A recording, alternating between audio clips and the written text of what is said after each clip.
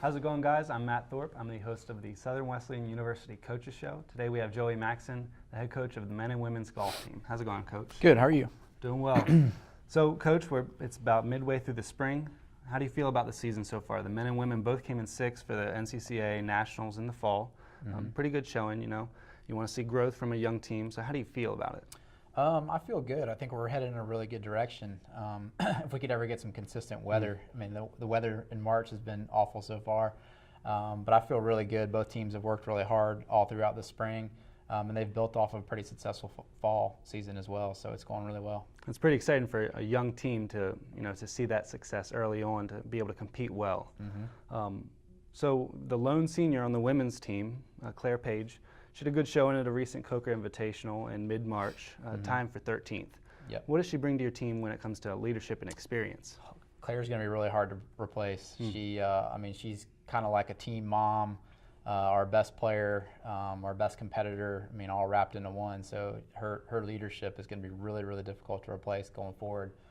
She does a great job mentoring the girls, though, and I think she's got several of them coming along, and she's helped them tremendously. I can't say enough, but yeah, she's going to be extremely difficult to replace next year, and I'm not sure how we're going to do it yet, but fortunately, I think she's helping, like I said, build up the younger players, to get them in a situation where they can fill in for her next year. Yeah, and like we were talking, you guys have a real young team, so having those other athletes that can be leaders, that they can use their experience to invest, it's important. Absolutely. So on the guys' side, recently you guys had a big victory at the North Greenville Invitational. We did. As a team, you guys were top out of 10 schools, So that's a pretty exciting thing. 4 out of 5 starters were top 12 or better. And as a school, you were one of 3 that shot 300 or better, better than 300 combined, between both days. What does that victory mean for you guys? It's massive. I think it's our best accomplishment since I've been a coach here.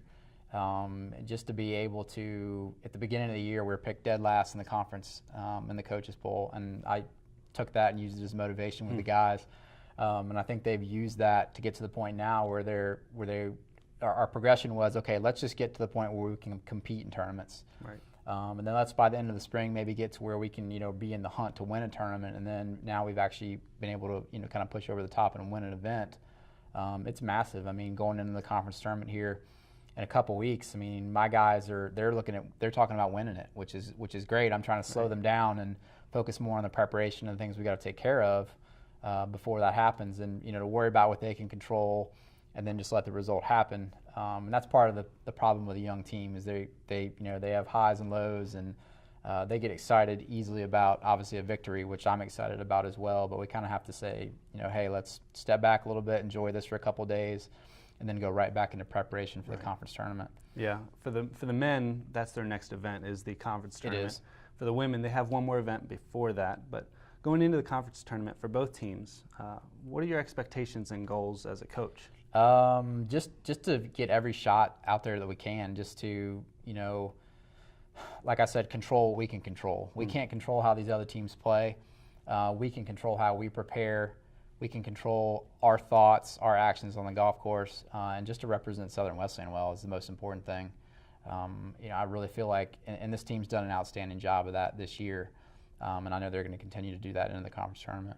So we didn't talk about this other question. I didn't write it down, but how much right now as a coach are you thinking about next year, recruiting-wise or preparing-wise? How much are you thinking past conferences? I think as a coach you're always thinking about that, but I have to be careful because I will get really excited because we're so young, and because the guys are and the girls as well are showing so much potential at this point in the season. It's like, wow, this team has a chance to be together for 3 or 4 years. Right. So it's really exciting. And then you start talking about some of the players that we could potentially add as we go along. It's the sky's the limit really with this team.